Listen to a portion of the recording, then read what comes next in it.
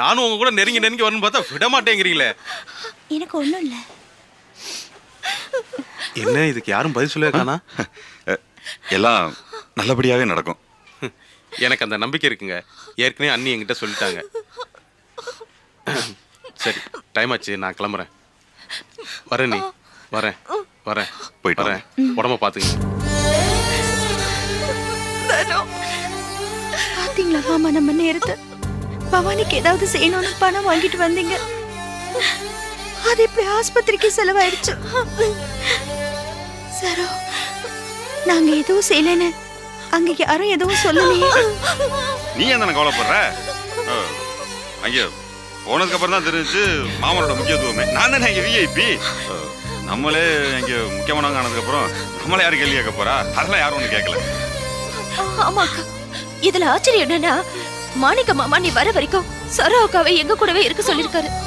போஸ் மாமா வர லேட் ஆனதுனால பவானிக்கு முறை செய்யணும்னு சொல்லி மத்தவங்க எல்லாம் மாணிக்க மாமாவை கூப்பிட்டாங்க.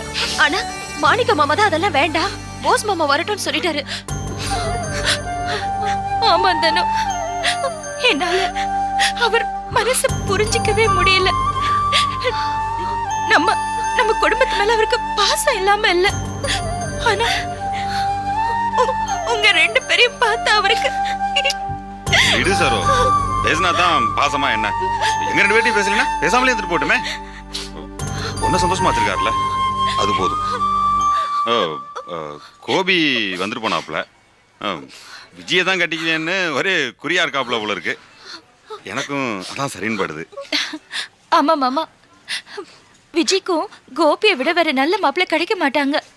அதான் நானும் அவர்கிட்ட விஜய கல்யாணம் பண்ணி கொடுக்கறோன்னு உறுதியா சொல்லிட்டேன். நம்ம முடிவு பண்றதெல்லாம் சரிதான். மாமா அப்பா கிட்ட நம்மள பேசி சம்மதிக்க வச்சிடலாம்ல. நீ சொன்னா ஒரு காரணம் இருக்கும். சரி, மாமாவட்ட நம்ம பேசி சமாளிச்சுக்கலாம். ஹலோ சார், உங்களை டாக்டர் வர சொன்னாரு. பேஷண்ட்டை டிஸ்சார்ஜ் பண்ணிடலாம்னு சார் சொன்னாரு. பண்ணலாம்னு சொல்லிட்டாங்களா? பண்ணலாம். சரோ, நான் பணம் கட்டிட்டு வந்துடுறேன். சரி மாமா.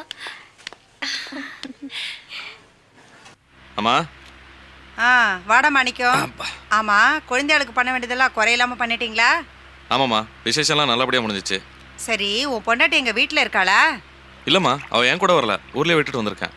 ஊர்ல விட்டுட்டு வந்தியா? எதுக்கு? இல்லைம்மா, அந்த தனத்துக்கு திடீர்னு வலிப்பு மாதிரி வந்து ஆஸ்பத்திரியில் அட்மிட் பண்ணியிருக்காங்க. அதுக்கு சரோ அங்கே இருந்தால் உதவியாக இருக்குமேன்னு தான் விட்டுட்டு வந்தேன். ஓஹோ, என்ன செருப்பால் அடிப்பேன்னு சொன்னா அந்த தானம் அப்படியாப்பட்டவளுக்கு பணிவிடை செய்யறதுக்காக உன் பொண்டாட்டியை விட்டுட்டு வந்தியாக்கும். எப்படிடா இந்த காலத்து பசங்க இவ்வளவு மழுமட்டையா இருக்கீங்க, ரோஷமே இல்லாம? அப்படி இல்லைம்மா, அது அந்த தனத்துக்கு நான் தேவையில்லை, என் தயவு தேவையில்லை.